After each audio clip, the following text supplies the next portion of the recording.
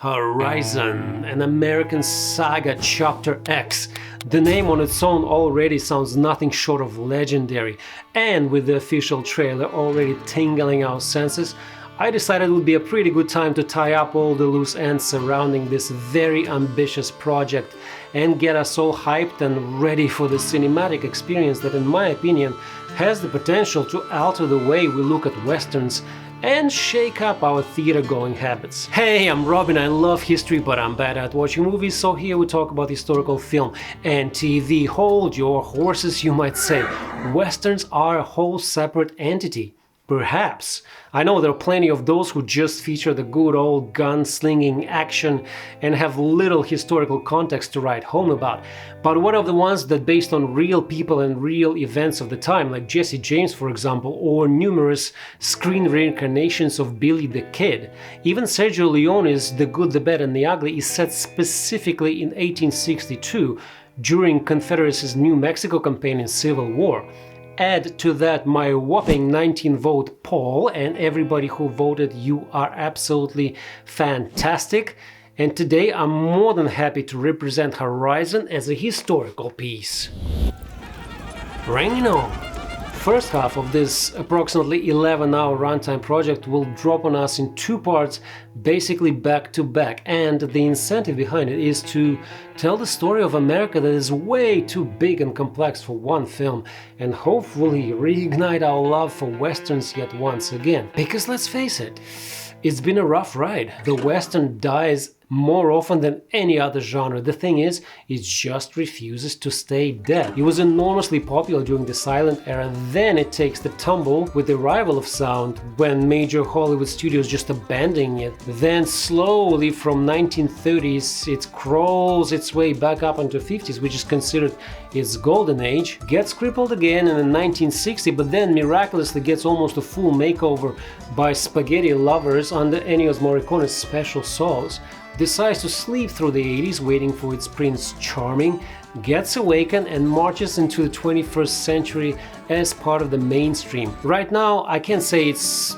fully mummified, but it's kinda is on life support waiting for someone to show the new generation its full potential. Luckily, we have the man, and he's got the medicine. Like Mozart's Figaro, Kevin Costner's got a lot on his hands with this one. He's co-writing, directing, playing the lead role and producing this passion project of his that he's been nurturing for decades, starting from commissioning the idea of a single film in 1988 to eventually blowing it up to 4 films. The exact plot is kept secret, but what is clear that the films will depict the events spawning 15 years before, during and after the Civil War.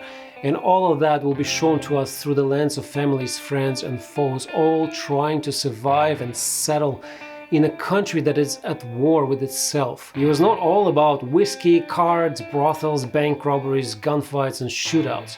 In fact, the quick draw duels as we know them didn't happen that often. And if they did, they were quite sloppy incidents as a result of boredom and alcohol.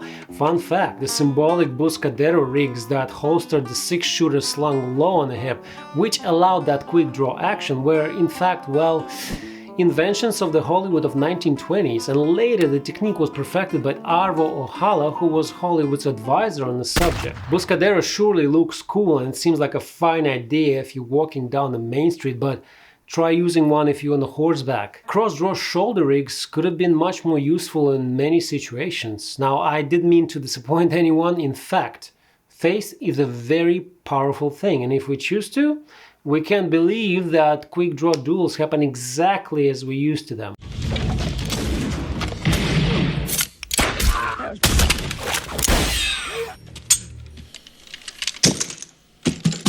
There. Now we can be friends again. Now back to Horizon. Both films were shot in southern Utah, and by Costner's own words, when you go through Utah, it's magic. I didn't want to rob the audience of a second of what Utah is. The production employed more than 500 local crew members and actors and spent about $100 million just in the state alone.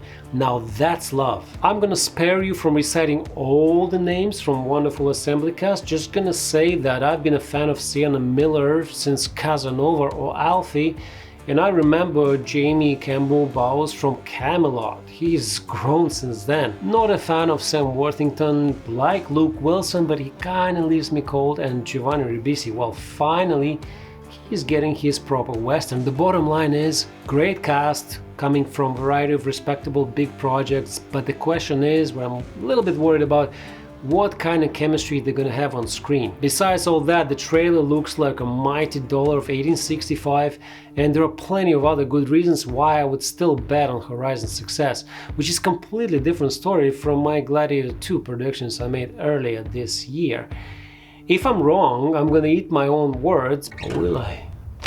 But here's why I think Horizon will be a breath of fresh air. It's not because Mr. Costner mortgaged his property to finance his passion project and expects some sort of returns, and it's not because he left Yellowstone with Horizon in mind.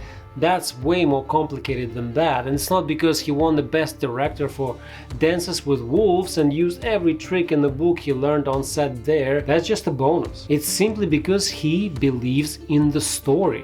The Wild West was no Disneyland. It was a huge gamble with death at stake for anyone, either you expanding or you're defending, and looks like Kevin Costner realizes that, respects that, and treats it accordingly. Horizon will do well. But if it does extremely unexpectedly well, then it will have impact of what kind of movies are made in the future. It starts out as a simple duet. Duet turns into trio. Trio turns into quartet. Quartet becomes quintet, sextet, septet, octet.